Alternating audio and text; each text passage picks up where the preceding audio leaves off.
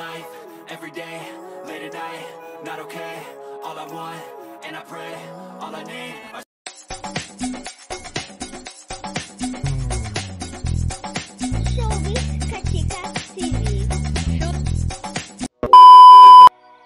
Hello mga kachika!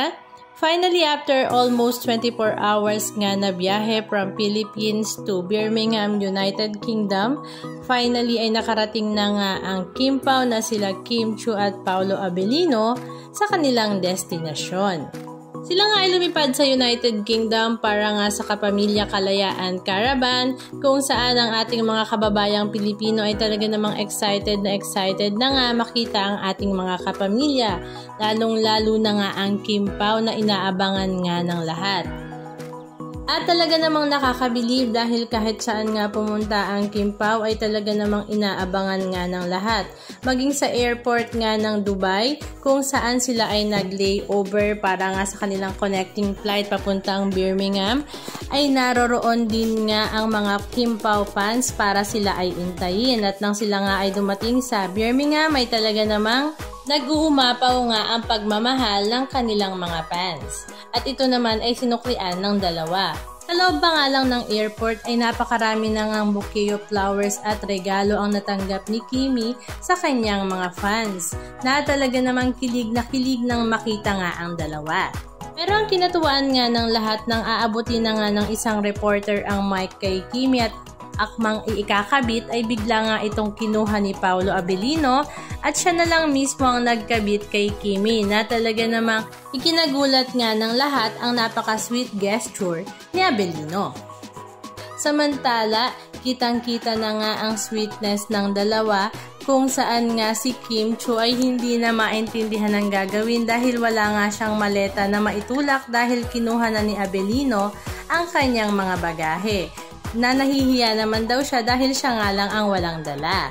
At syempre dahil nga nasa ibang bansa na sila at ito nga ay nasa Europa, kaya namang kitang-kita na nga ang kanilang freshness kahit wala pa rin saktong tulog galing sa biyahe.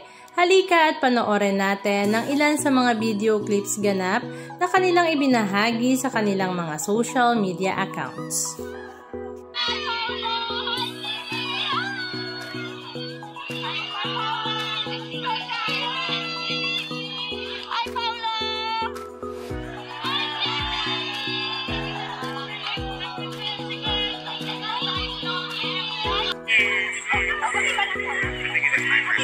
Okay.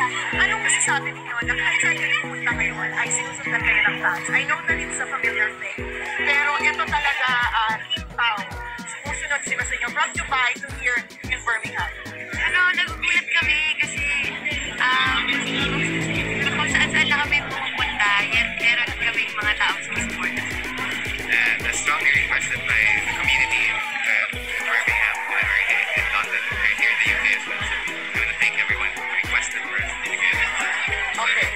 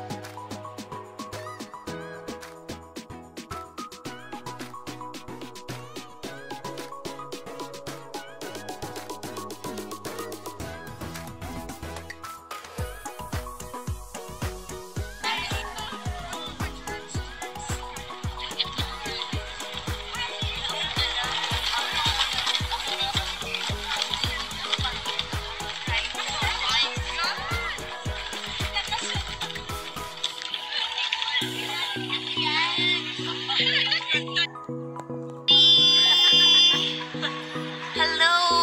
Gabi na dito pero may araw pa rin. Ang ganda talaga dito sa Marikina. Hello, Birmingham. It's actually 8 p.m. and maaraw pa rin. See you Sunday.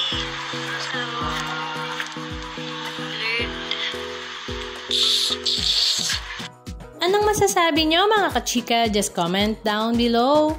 And please don't forget to subscribe. Thank you!